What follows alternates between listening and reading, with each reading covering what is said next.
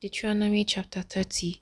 And it shall come to pass, when all these things are come upon thee, the blessing and the curse which I have set before thee, and thou shalt call them to mind among all the nations, whither the Lord thy God hath driven thee, and shall return unto the Lord thy God, and shall obey his voice, according to all that I command thee this day, thou and thy children, with all thine heart and with all thy soul, that then the Lord thy God will turn thy captivity, and have compassion upon thee, and will return and gather thee from all the nations whither the Lord thy God hath scattered thee. If any of thine be driven out unto the outmost parts of the earth, from thence will the Lord thy God gather thee, and from thence will he fetch thee. And the Lord thy God will bring thee into the land which thy fathers possessed, and thou shalt possess it, and he will do thee good, and multiply thee above thy fathers. And the Lord thy God will circumcise thine heart, and the heart of thy seed, to love the Lord thy God with all thine heart and with all thy soul, that thou mayest live. And the Lord thy God will put all these curses upon thine enemies, and on them that hate thee, which persecuted thee. And thou shalt return and obey the voice of the Lord, and do all his commandments,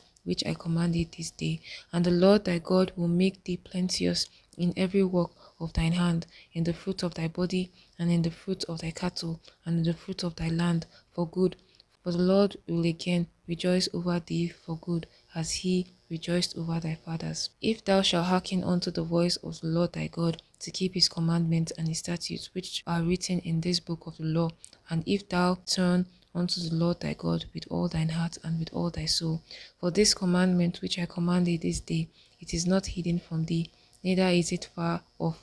It is not in heaven, that thou shouldest say, who shall go up for us to heaven, and bring it unto us, that we may hear it and do it. Neither is it beyond the sea, that thou shouldest say, who shall go over the sea for us, and bring it unto us, that we may hear it and do it. But the word is very nigh unto thee, in thy mouth and in thy heart, that thou mayest do it. See, I have set before thee this day life and good, and death and evil, in that I command thee this day to love the Lord thy God, to walk in his ways, and to keep his commandments and his statutes and his judgments, that thou mayest live and multiply, and the Lord thy God shall bless thee in the land whither thou goest to possess it. But if thine heart turn away, so that thou would not hear, but shall be drawn away and worship other gods and serve them, I denounce unto you this day that ye shall surely perish, and that ye shall not prolong your days upon the land, whither thou passest over Jordan to go to possess it.